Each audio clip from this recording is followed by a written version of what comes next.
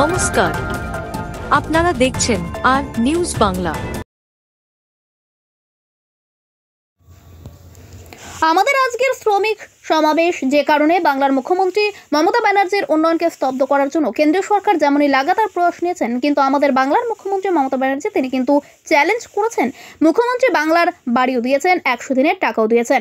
আমাদের শ্রমিকদেরও অঙ্গীকার করতে হবে। মঙ্গলবার কাঁথি সাংগঠনিক জেলা আইএনটিটিইউসির উদ্যোগে কাঁথি 3 ব্লকের কালীনগরে শ্রমিক সমাবেশ যোগ দিয়ে সাংবাদিকদের মুখোমুখি হয়ে এমনই মন্তব্য করলেন সংগঠনের জেলা সভাপতি বিকাশ চন্দ্র বেজ। তিনি জানিয়েছেন, কেন্দ্রের যে শ্রম কোড, যেটা শ্রমিকের বিরুদ্ধে যে সমস্ত কালাকানুন আনার চেষ্টা করছে, তারই বিরুদ্ধে আমাদের শ্রমিকদের লড়াই। তাই আজকের এই আমাদের শ্রমিক সমাবেশ। তিনি আরও জানিয়েছেন, যা কিছু আইন শ্রমিকের বিরুদ্ধে হবে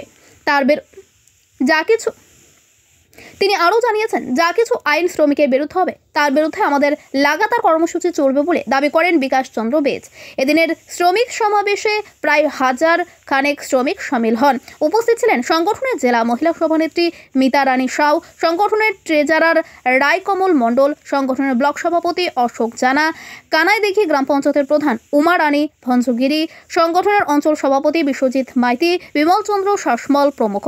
ক্যামেরায় মিলন প্রতির সাথে মারিশট থেকে মাখন মণ্ডলের রিপোর্ট, আর নিউজ বাংলা।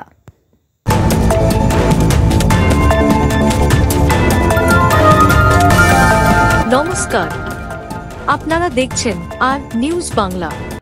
আমাদের আজকের সমাবেশ, শ্রমিক সমাবেশ, যে কারণে বাংলার মুখ্যমন্ত্রী মমতা ব্যানার্জির উন্নয়নকে স্তব্ধ করার জন্য কেন্দ্রীয় সরকার যেমনি লাগাতার প্রয়াস নিয়েছেন, কিন্তু আমাদের বাংলার মুখ্যমন্ত্রী মমতা ব্যানার্জি তিনি কিন্তু চ্যালেঞ্জ করেছেন, বাংলার বাড়িও দিয়েছেন, 100 দিনের টাকাও দিয়েছেন। তেমনি আমাদের শ্রমিকদেরও আজকের অঙ্গীকার করতে হবে এই সমাবেশ থেকে, কেন্দ্রে যে শ্রমিক কোড, শ্রম কোড, যেটা শ্রমিকের বিরুদ্ধে যে সমস্ত কালা কানুন আনার চেষ্টা করছে, তারই বিরুদ্ধে আমাদের শ্রমিকদের লড়াই।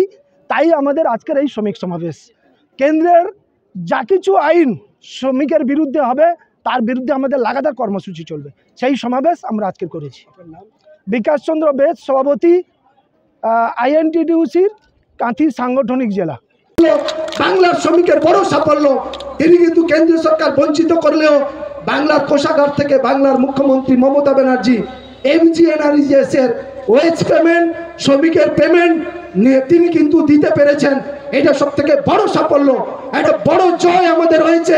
তাই আমরা বাংলার মুখ্যমন্ত্রী মমতা ব্যানার্জির সকল শ্রমিকরা ঐক্যবদ্ধ হয়ে আসুন, অঙ্গীকার করে আসুন যে মমতা ব্যানার্জির ঋণ আমরা শোধ করবই, তার অবদান আমরা স্বীকার করবই। যে নির্বাচন আসুক না কেন, সেই নির্বাচনে বাংলার মুখ্যমন্ত্রী মমতা ব্যানার্জির পক্ষে রায় দিয়ে 9137091370 অনেক নিন্দুকরা নিন্দা করেছিল, অনেকেই সমালোচনা করেছিল। যারা সমালোচনা করে আমি তাদের উদ্দেশ্যে বলছি, যারা সমালোচনা, ব্যানার্জির উন্নয়নকে আমাদেরকে তুলে ধরতে হবে।